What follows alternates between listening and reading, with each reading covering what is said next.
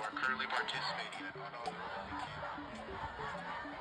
So if you were to believe American politicians and American mainstream media, you would think that this campus is a really dangerous environment now, rife with anti-Semitic violence. And here we are in the heart of the Gaza Solidarity Encampment. And right behind me is a teach-in going on about anti-Semitism, about the history of anti-Semitism, the nature of anti-Semitism, how we confront it as part of protests and social justice movements. So I keep telling people, you know, as a Jewish person and as a person of conscience, I wouldn't be associating with this protest movement if I thought that anyone here harbored or espoused prejudice of any kind.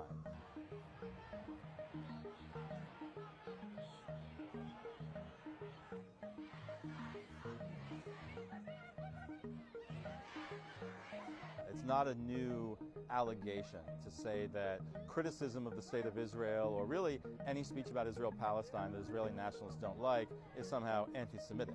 What is new is that the hegemonic Zionist far right has found a new set of friends in the American domestic, MAGA Trump far right. There's a really powerful right-wing political movement in this country that wants to crush higher education, that wants to suppress the culture of free speech and inquiry and debate at universities across this country. People like to say that our campus has some kind of anti-Semitism problem, and I've really seen no evidence of that. I think what we have is a situation where some people have a free speech problem with Columbia University, with universities in general.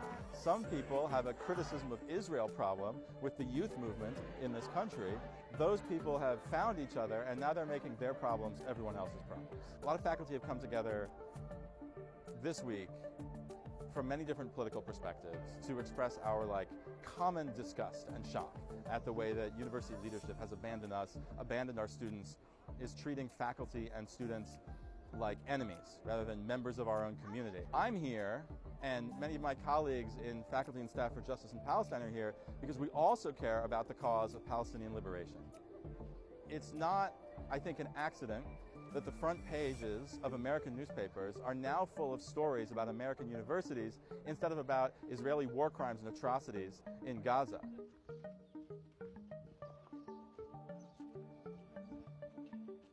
Let's remember that there are no universities left standing anywhere in Gaza.